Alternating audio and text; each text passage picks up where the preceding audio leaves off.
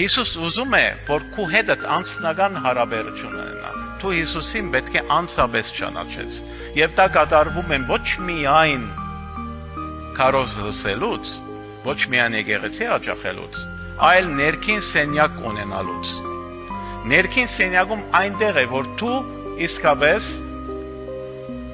անհատապես Աստծո խոսքը ընթերցում ես, աղոթում ես, խնդրում ես,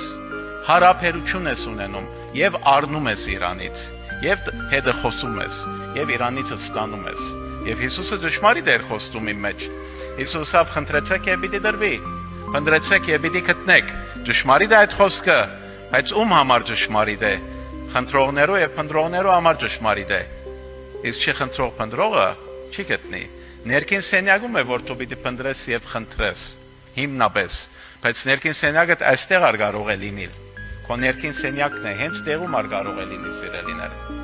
Քո ներսիտի ինչքան դու խնդրում ես եւ փնտրում ես, Հիսուս քո իր անձը կհայտնե քեզի, կբացե ճշմարտությունը։ Դրա համար եղբայրները ասում են, որ խոսքի հայտնություն պետք է, ոչ թե խոսքի գիտելիք։ Բոլորը լապտեր ունեին, բոլորը խոսքի գիտելիք ունեին, բայց խոսքի հայտնությունը չունեին, որովհետև անձնական հարաբերություն չունեին։ Դրա համար իրենք ճշմարիտ